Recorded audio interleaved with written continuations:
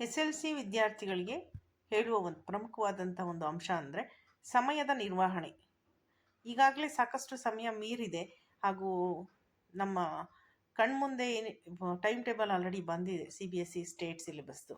So ವಿದ್ಯಾರ್ಥಿಗಳು ಧೈರ್ಯವನ್ನು ತಗೊಳ್ಬೇಕಾಗುತ್ತೆ. ಮುಗಿದೋಯ್ತು, ನಾವು ಇಷ್ಟು ದಿವಸ ಓದಿಲ್ಲ, ಇನ್ನೇನು ಮಾಡೋದು ಅನ್ನುವಂತಹ ನಿರಾಶೆಯನ್ನು ತೆಗೆದು ಹಾಕಬೇಕು. ದಯಮಾಡಿ ಅವರ ಪಠ್ಯಪುಸ್ತಕದಲ್ಲಿರುವ ಎಲ್ಲ ಒಂದು ವಿಷಯವನ್ನು ಒಂದು ಕೀ ನೋಟ್ಸ್ ಆಗಿ ಪರಿವರ್ತನೆ ಮಾಡ್ಕೋಬೇಕು. ಕೀ ನೋಟ್ಸು ಆಲ್ರೆಡಿ ಸಿಗತ್ತೆ ಮಾರುಕಟ್ಟೆಯಲ್ಲಿ ಅಂತ ಅದನ್ನು ಮಾಡ್ಕೋಬಾರ್ದು. ಕೀ ನೋಟ್ಸ್ ತಮ್ಮದೇ ಆದ ಕೀ ನೋಟ್ಸ್ನ ಮಾಡ್ಕೊಳ್ಬೇಕಾಗುತ್ತೆ.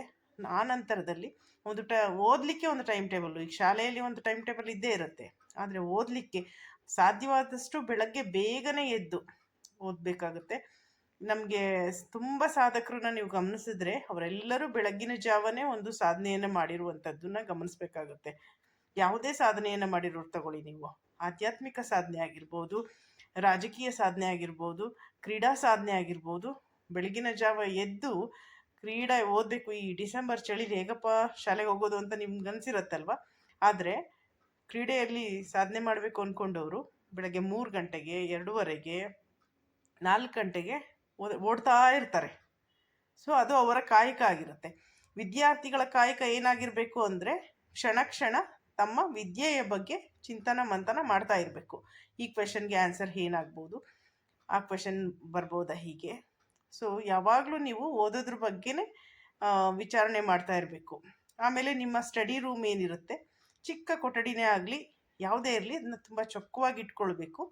ಅಲ್ಲಿ ಯಾವಾಗಲೂ ಒಂದು ಬೋರ್ಡ್ಸು, ನೀವು ಈಗ ನಮ್ಮ ಕಣ್ಣಿಗೆ ಕಾಣುವ ಹಾಗೆ ಗಣಿತದ ಫಾರ್ಮುಲಾ ಆಗಿರ್ಬೋದು, ವಿಜ್ಞಾನದ ಒಂದು ಫಾರ್ಮುಲಾ ಆಗಿರ್ಬೋದು, ಕನ್ನಡದ ಪದ್ಯಗಳ ಹೆಸರು ಮತ್ತು ಕವಿಗಳ ಹೆಸರಾಗಿರ್ಬೋದು, ಇಂಗ್ಲೀಷ್ ಪದ್ಯಗಳು, ಇಂಗ್ಲೀಷ್ ಲೆಸನ್ಸ್ ಆಗಿರ್ಬೋದು, ಅವುಗಳ ಆಥರ್ಸ್ ಆಗಿರ್ಬೋದು, ಎಲ್ಲ ಒಂದಷ್ಟು ನಿಮ್ಮ ಕಣ್ಣಿಗೆ ಕಾಣುವ ಹಾಗೆ ಒಂದು ಚಾರ್ಟ್ ಮಾಡಿ ಅದರಲ್ಲಿ ಒಂದಷ್ಟು ಮಾಹಿತಿಯನ್ನು ಹಾಕ್ಕೊಂಡು ಇಟ್ಕೊಂಡ್ರೆ ನೀವು ಹೋಗ್ತಾ ಬರ್ತಾ ಏನಾಗುತ್ತೆ, ನಿಮ್ಗೆ ಕ್ಲಿಷ್ಟ ಅನಿಸಿರೋ ವಿಷಯ ಕಣ್ಣಿಗೆ ಬಿದ್ದು ನೀವು ಅದನ್ನು ಸರಾಗವಾಗಿ ನೆನ್ಪಿಟ್ಕೊಳ್ಳೋಕ್ಕೆ ಸಾಧ್ಯತೆ ಆಗುತ್ತೆ. ಸೊ ಸಮಯ ಮೀರಿದೆ ಅನ್ನುವಂತಹ ಭಯ ಬೇಡ.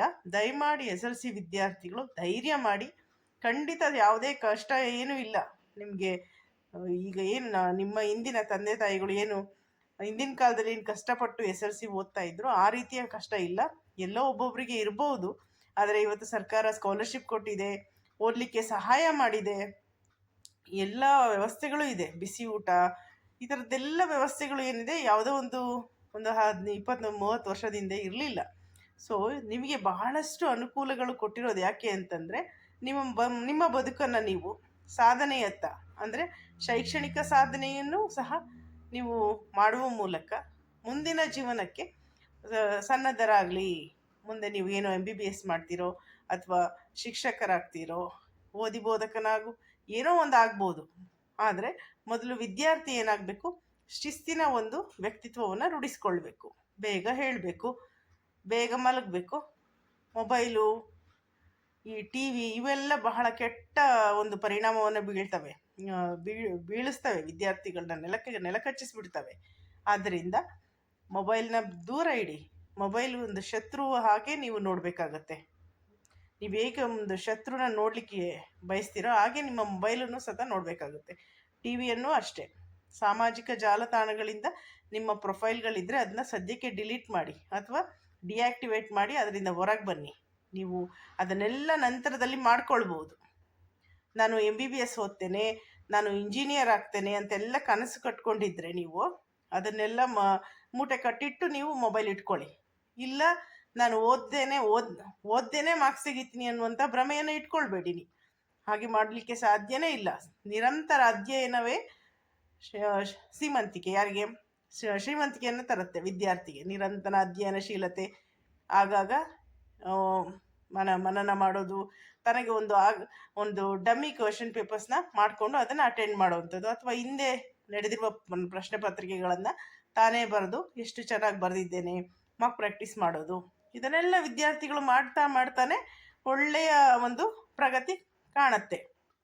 ಹಾಗೆಯೇ ನೀವು ಮುಂದೆ ಏನೋ ಸಾಧನೆ ಮಾಡಬೇಕು ಅಂತ ಇರ್ತೀರಲ್ವ, ಅದಕ್ಕೆ ಪೂರಕವಾದಂತಹ ನಿಮಗೆ ಅಂಕಗಳು ಸಹ ಬಂದೇ ಬರುತ್ತೆ. ಕಷ್ಟಪಟ್ಟರೆ ಇದು ನೆಮ್ಮದಿ ಮತ್ತು ಒಳ್ಳೆಯ ಅಂಕ ಬಂದು ನಿಮಗೆ ಎಲ್ಲರೂ ಸಹ ಪರವಾಗಿಲ್ಲ, ನಮ್ಮ ಶಾಲೆಗೆ ಕೀರ್ತಿ ತಂದಿದ್ದಾನೆ, ತಂದೆ ತಾಯಿಗಳು ಸಹ ಓ ಪರವಾಗಿಲ್ಲ ನನ್ನ ಮಕ್ಕಳು ಹೀಗೆ ಸಾಧನೆ ಮಾಡಿದ್ದಾರೆ ಅಂತ ಹೆಮ್ಮೆ ಪಟ್ಕೊಳ್ತಾರೆ. ಆ ಒಂದು ಕ್ಷಣ ನಿಮಗೆ ಬಂದಾಗನೇ ಗೊತ್ತಾಗೋದು, ಹೌದಲ್ವ ನಾನು ಇಷ್ಟು ಶ್ರಮ ಪಟ್ಟಿದ್ದಕ್ಕೂ ಸಾರ್ಥಕ ಆಯಿತು ಅಂತ ಅನ್ಸತ್ತೆ. ನೀವು ಬೆಳಗಿನ ಜಾವನೇ ಎದ್ದು ಯಾಕೆ ಓದಬೇಕು ಅಂತಂದರೆ, ತುಂಬ ಒಂದು ಒಳ್ಳೆಯ ದೇಹ ಸ್ಥಿತಿ, ಮನಸ್ಥಿತಿ, ಮಾನಸಿಕವಾಗಿ ತುಂಬ ಶಾಂತತೆ ಇರುತ್ತೆ. ಮತ್ತು ಇನ್ನೊಂದು ಹೇಳ್ತಾ ಇದ್ರು ನಮಗೆಲ್ಲ ಹಿರಿಯರು, ಬೆಳಗಿನ ಜಾವ ಶಾರದಾ ಮಾತೆ ಎಲ್ಲರ ಮನೆಗೆ ಹೋಗಿ ಸಾಧಕರ ತಲೆ ಮೇಲೆ ಕೈ ಇಟ್ಟು, ಅಂದರೆ ಅವ್ರು ಏನು ಸಾಧನೆ ಮಾಡ್ತಾ ಇದ್ದರು ಅದಕ್ಕೆ ಹಸ್ತು ಒಳ್ಳೆಯದಾಗಲಿ ಅಂತ ಅರಸಿ ಬರ್ತಾಳೆ, ನೀನು ಎದ್ದಿಲ್ಲ ಅಂದರೆ ನಿನ್ನ ತಲೆ ಮೇಲೆ ಆಕೆ ಬಂದು ಆಶೀರ್ವಾದ ಮಾಡೋದಿಲ್ಲ ಅಂತ ನಮಗೆಲ್ಲ ಹೇಳ್ತಾ ಇದ್ರು. ನಮ್ಗೆ ಅದೊಂದು ನಂಬಿಕೆ, ಓ ಹಾಗಾದರೆ ನಾನು ಒಂಚೂರು ಬೇಗ ಎದ್ದು ಓದಕ್ಕೆ ಶುರು ಮಾಡಿದ್ರೆ ನನಗೂ ಹಾಗಾದರೆ ಆಗತ್ತೆ, ಒಂದು ಆಶೀರ್ವಾದ ಸಿಗತ್ತೆ, ನಾನು ಒಳ್ಳೆ ಮಾರ್ಕ್ಸ್ ತೆಗಿತೀನಿ ಅಂತ. ಅಂದರೆ ಅದೊಂದು ಧನಾತ್ಮಕ ಪ್ರೇರಣೆಯಾಗಿ ನಮಗೆ ಕೆಲಸ ಮಾಡ್ತಾ ಇತ್ತು. ಹಾಗೆ ನೋಡಿದ್ರೆ ಗಣಿತದಲ್ಲಿ ತುಂಬ ಕಷ್ಟ ಅಂದ್ಕೊಳ್ಳೋರು, ಅಥವಾ ವಿಜ್ಞಾನದಲ್ಲಿ ಕಷ್ಟ, ಕನ್ನಡವೂ ಕೆಲವರಿಗೆ ಕಷ್ಟ ಎಲ್ಲ ಕಷ್ಟನೇ ಆಗ್ಬಿಡುತ್ತೆ. ಆಮೇಲೆ ಕಷ್ಟ ಅಂತ ಹೋದರೆ ಆಗ ಅಂದ್ಕೋಬೇಡಿ, ಪ್ರಯತ್ನಶೀಲತೆಯನ್ನು ರೂಢಿಸ್ಕೊಳ್ಳಿ. ಬೆಳಗ್ಗೆ ಎದ್ದು ಒಂದು ಸೆಪ್ರೇಟು ಪುಸ್ತಕವನ್ನು ಇಟ್ಕೊಂಡು ಅದರಲ್ಲಿ ಕಲೀಲಿಕ್ಕೆ ಶುರು ಮಾಡಿ. ಆ ಪ್ರಯತ್ನ ಮಾಡ್ತಾ ಮಾಡ್ತಾ ನಿಮ್ಮ ಅಭ್ಯಾಸವೇ ನಿಮಗೆ ಸ್ಫೂರ್ತಿಯಾಗಿ ಖಂಡಿತ ಅಲ್ಲೊಂದು ಧನಾತ್ಮಕ ಒಂದು ಸಂಚಲನ ಆಗತ್ತೆ. ಆಡ್ತಾ ರಾಗ ಅಂತಾರಲ್ವ, ಅಭ್ಯಾಸ ಮಾಡ್ತಾ ಮಾಡ್ತಾ ಎಲ್ಲ ಸುಲಭ ಆಗತ್ತೆ. ಚೆನ್ನಾಗಿ ಓದೋದನ್ನು ರೂಢಿ ಮಾಡ್ಕೊಳ್ಳಿ. ಇನ್ನೂ ಸಮಯ ಮಿಂಚಿಲ್ಲ, ಇನ್ನು ಮುಂದೇನೂ ನೀವು ಮಾಡಲಿಲ್ಲ ಅಂದರೆ ಸಮಯ ಮಿಂಚಿ ಹೋಗ್ಬೋದು. ಹಾಗಾಗಿ ವಿದ್ಯಾರ್ಥಿಗಳೇ ಎಚ್ಚೆತ್ತುಕೊಳ್ಳಿ, ಒಳ್ಳೆಯದಾಗಲಿ, ಆಲ್ ದಿ ಬೆಸ್ಟ್.